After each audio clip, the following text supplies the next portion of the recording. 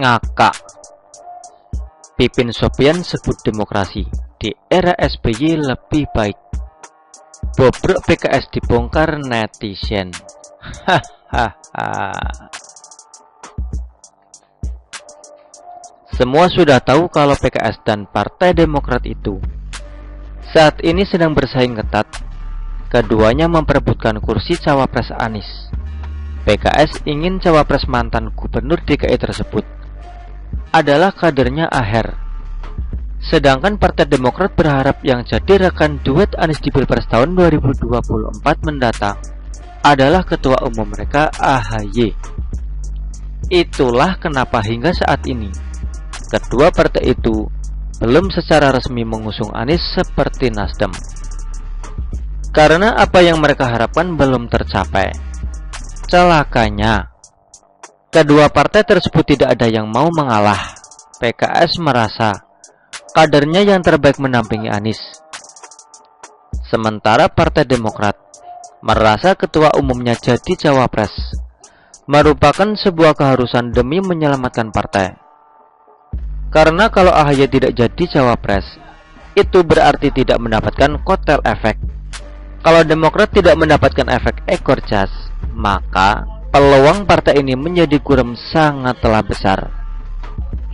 Pasalnya, sekarang ada partai baru yang sudah dinyatakan lolos sebagai peserta pemilu tahun 2024 oleh KPU, yakni Partai Kebangkitan Nusantara atau PKN, yang merupakan pecahan dari Partai Demokrat.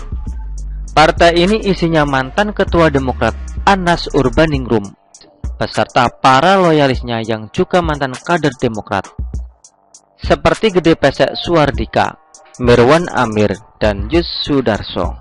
Artinya apa? Ada kemungkinan suara Partai Demokrat direbut oleh PKN ke depannya. Padahal perolehan suara partai berlambang bintang Marsi itu pada pemilu tahun 2019 silam hanya 7,77% atau berada di posisi ke-7 dari 9 partai yang lolos ke Senayan. Kura-kura begini kesimpulannya. PKS dan Partai Demokrat sama-sama butuh kursi cawapres untuk mendongkrak suara, karena PKS suaranya juga berpotensi direbut oleh Partai Gelora. Akan tetapi kursi cawapres itu cuma satu. Terakhir apa yang terjadi? Berebutlah mereka seperti kucing berebut makanan.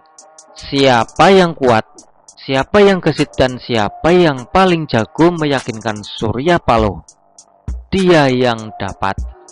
Uniknya, di antara persaingan yang sangat sengit itu, yang juga berpotensi terjadinya konflik, PKS masih sempat-sempatnya memuji Partai Demokrat.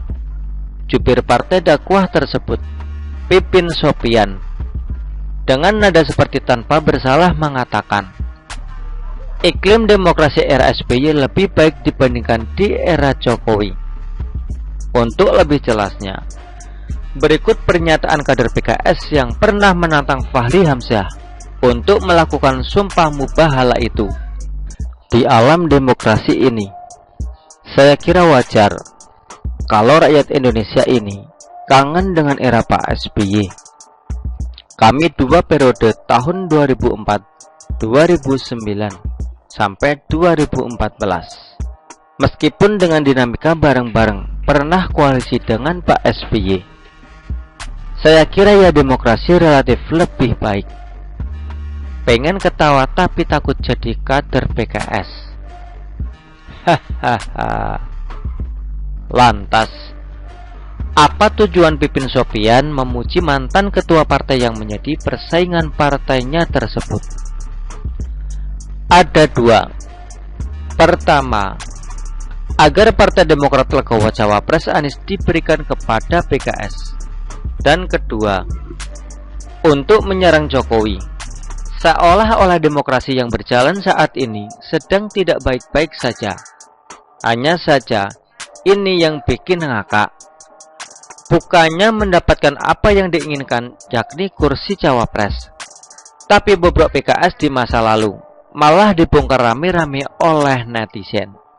Iya, seperti tuduhan PKS kepada SBY waktu itu kan, ujar salah seorang warganet melalui akun Twitter @doaksu yang juga menampilkan berita yang berjudul PKS tuding SBY, biarkan subsidi BBM salah sasaran. Kemudian ada juga warganet yang menggugah berita yang berjudul PKS tuding justru setgap koalisi SBY yang tidak beres. PKS tuding SBY yang tidak jujur. PKS tuding Demokrat bermain tiga kaki. Dan PKS tuding SBY berkhianat. Pokoknya nyaris semua. Kelakuan gak ada akhlak PKS terhadap SBY diungkap oleh netizen di situ. Lagian juga wajar dong PKS ngomong gitu, karena zaman SBY berkuasa dulu, partai ini kan ada di dalam pemerintahan, serta dikasih jatah 4 kursi menteri pula. Dan hanya di zaman SBY berkuasa, Presiden PKS Lutfi Hasan Ishak bisa korupsi sapi. Di era Jokowi tidak bisa. Akan tetapi, pernyataan puja-puji terhadap SBY itu tanpa Pipin Sopian sadari sebenarnya menjadi bumerang buat PKS. Kenapa demikian? Karena Nasdem jadi tahu kalau partai berwarna orange tersebut namanya saja partai dakwah, tapi kelakuan kadernya doyan nusuk kawan dari belakang Ferguson. Begitulah kura-kura. Artikel ini diambil oleh siwo.com dan ditulis oleh Ferry Fadli. Bagaimana menurut Anda?